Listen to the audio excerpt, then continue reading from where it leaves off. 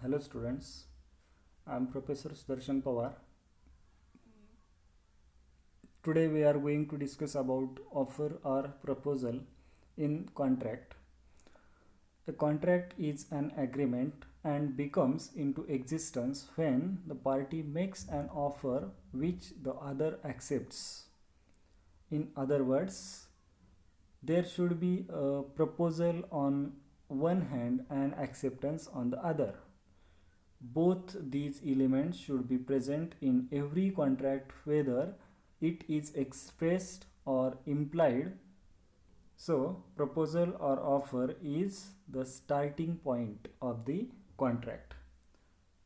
An offer is a proposal by one party to another to enter into a legally binding agreement with him. A proposal is an expression of will or intention. A person making the proposal express that he is willing to contract on the terms stated in it, provided the other party to whom the proposal is made will likewise express his assent to the same terms. A proposal should be capable of creating legal relations. Its terms must be definite. It cannot be more quotation or an invitation to offer. Students, we are going to discuss about the definition of offer. So, Section 2, subsection A of the Indian Contract Act 1872 says that when one person signifies to another his willingness to do or to abstain from doing anything with a view to obtaining the assent of that other to such act or absence, he is said to make a proposal. So, students, there are some important point or legal rules or essential regarding a valid offer or proposal is a manner of offer. So, an offer may be expressed or implied. An offer may be made either by words or by conduct. Offer expressed in words, that is spoken or written, is called as express offer. Offer which is inferred, that is logically concluded from the conduct of a person or circumstances of the case, is called as implied offer. So students, we are going to discuss second point, that is creating enforceable legal relations. That is, an offer must aim at creating legally enforceable rights between the parties to the contract. Social or domestic agreements entered out of natural love and affection between the parties, such as husband and wife, friends, etc., do not intend to create any legal relationship between them. In business agreements, however, it is taken for granted that parties intend to create legal relationship and hence are prepared to accept the legal consequences. Students, listen carefully. We are going to discuss about certain terms, that is third point. It says that the terms must be certain. Certain terms means terms must be certain. If the terms and conditions as the proposal are not definite and certain, it does not mean a lawful proposal. So terms must be certain. Unless all the material terms of the contract are agreed, there is no binding obligation. So I will give one simple example to you. A owned two houses, one in Pune and another in Mumbai. He intends to sell house at Pune to B. However, it was not made clear to B, B was under impression to purchase house at Mumbai from A.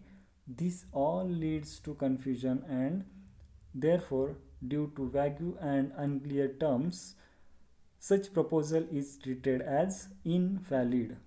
So, certain terms are must in the proposal or offer. The fourth point is an invitation of offer is not an offer. An offer must be distinguished from an invitation to receive offer. In the case of invitation to receive offer, a person does not make an offer but invites the party to make an offer. Such invitation to make offer are not offer in the eyes of law. So, advertisement for auction of sale is an invitation of offer, not an offer. The fifth point is specific or general offer. Students, an offer may be specific or general. When the offer is made to a definite person, it is called as specific offer, and when the offer is to be the general public or world at large, it is called as general offer. So specific offer and general offer is there in the legal rules or essentials regarding a valid offer or proposal.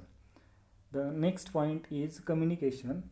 An offer must be communicated to the offeree. Contract comes into existence when offer is made, it is properly communicated and it is accepted. So therefore, unless offer is communicated with other party, contract cannot comes into existence. The communication of offer is complete when it comes to the knowledge of the person to whom it is made. Students, next point is consent of an offer. An offer should not contain such terms the non-compliance of which would mean an acceptance of the offer. So offerer cannot put such terms so that offer is presumed to be accepted. I will give a simple example to you. A writes to B that he is offering to buy his old car at the throwaway price of rupees 10,000 and further writes that if B keeps silence, it would amount to the acceptance of the offer by B. This is not a valid offer because if the offeree does not reply, there is no contract because no obligation to reply can be imposed on him on the ground of justice. So listen carefully, students. I will discuss this example once again. A writes to B that he is offering to buy his old car at a throwaway price of rupees 10,000 and further writes that if B keeps silence, it would amount to acceptance of the offer by B. This is not a valid offer because if the offeree does not reply, there is no contract because no obligation to reply can be imposed on him on the ground of the justice in the court. So we will going to discuss about 8th point, that is terms and conditions of in offer. Students, an offer can be made subject to any terms and conditions. Proposer can put any terms and conditions in the agreement. The mode of acceptance can also be prescribed in these agreements or in these terms and conditions. The offeree will have to accept all the terms of the offer. There is no contract unless all the terms of the offer are complied with and accepted in the mode and manner prescribed by the offerer. So if there are two parties, that is A and B, if A offers to B the sale of their old furniture and some conditions are implied in that prescribed offer,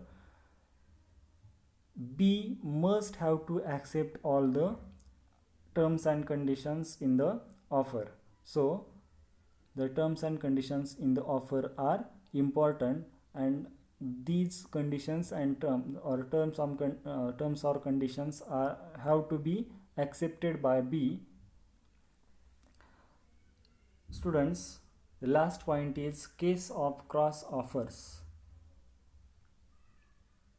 Friends, two identical cross offers do not make a contract. When two parties make identical offers to each other in ignorance of each other's offer, the offers are cross offers.